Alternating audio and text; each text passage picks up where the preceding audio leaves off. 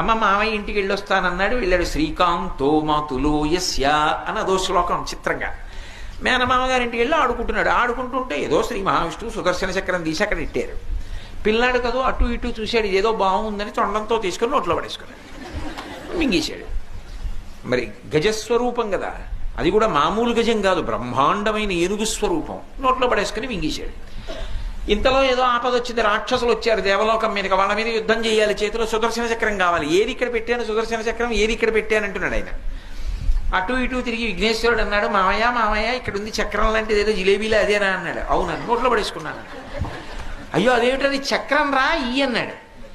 ఏం చెప్పినా ఇవ్వడు, నవ్వుతున్నాడు. నవ్వితే చూసి చూసి మేనల్లుడు కొట్టలేడు, అవతల చూస్తే అవసరం చక్రమా ఆయన కడుపులో ఉంది, ఏం చేస్తాడు. చూసి చూసి చూసి పిల్లాడిని నవ్విస్తే పొలమారితే చక్రం బయటపడిపోతుందని ఏం